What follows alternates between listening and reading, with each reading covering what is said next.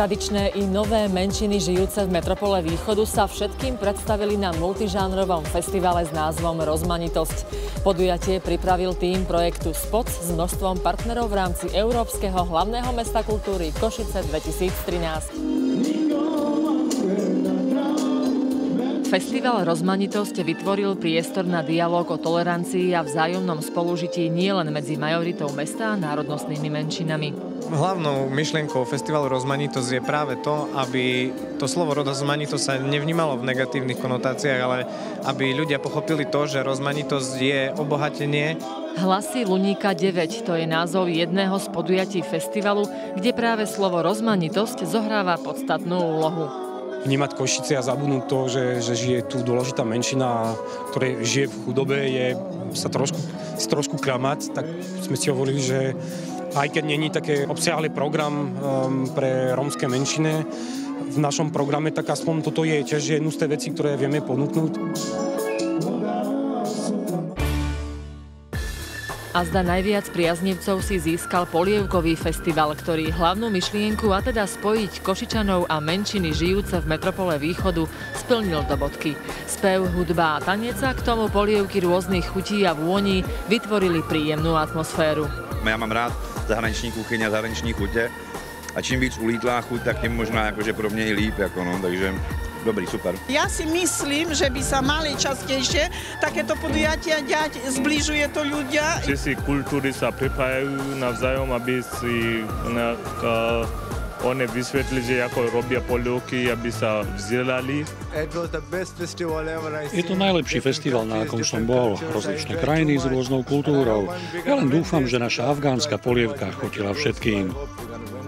A práve Polievkový festival, na ktorom sa zišla takmer 30 národností, by sa mal v budúcnosti stať odrazovým mostíkom na budovanie vzájomnej tolerancie medzi Košičanmi. A ja možno pôjdem do Margeca. Železnice tam stavia bytovky. Možno dostanem byt?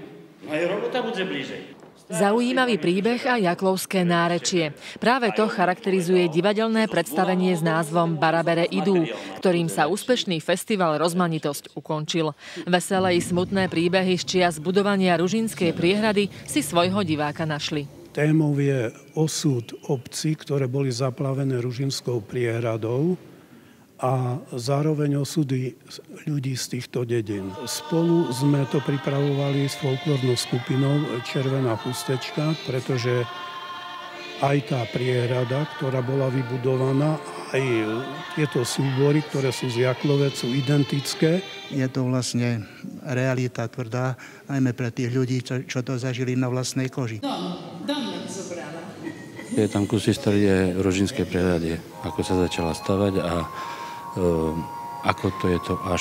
ako sa to vyvinulo až po súčasnosť. Objavné diela i sviežu dramaturgiu priniesol na košické pódia Festival klasickej hudby Kvazár Ensemble Košice. A práve komorný súbor Kvazár Ensemble by sa mal stať rezidenčným orchestrom kasární Kultúrparku, ktoré sa po rekonštrukcii stanú novodobým typom kultúrnej inštitúcie. Program 3. ročníka festivalu bol pre milovníkov vážnej hudby pestrý. Koncerty venované slovenským skladateľom Alexandrovi Albrechtovi a Iliovi Zelienkovi, sólový projekt sopranistky Evy Šuškovej, tvorba košických skladateľov s názvom Avantgard i melodráma Arnolda Schönberga. To všetko si košické publikum malo možnosť vypočuť. Chcem hlavne sprostredkovať našim ľuďom a som rád, že aj mojim krajanom Košičanom, že máme takúto krásnu hudbu, v podstate romantickú, o ktorej sme nevedeli, aby ju spoznali, aby si ju osvojili a aby ju prijali za svoju. Kvazár Ensemble patrí medzi špičkové orchestre jednak na Slovensku, ale aj z pohľadu európskeho. Práve z toho dôvodu sme vsadili na tento orchester, ktorý je zložený poväčšine z rodákov buď z Košic alebo z tohto regiónu a teda majú aj záujem pôsobiť v tomto meste.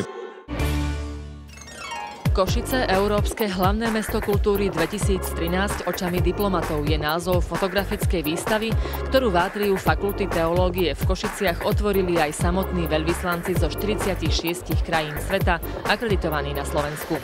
Okrem výstavy si diplomati pozreli aj centrum metropoly Východu s domom svätej Alžbety a oboznámili sa aj s kultúrnym a spoločenským životom v regióne východného Slovenska. Zaujímavé podujatia v rámci projektov Európskeho hlavného mesta kultúry Košice 2013 vám priblížime opäť o týždeň. Zájdeme na netradičný koncert do Levočeji na festival moderného umenia s názvom Moonride. Dovidenia.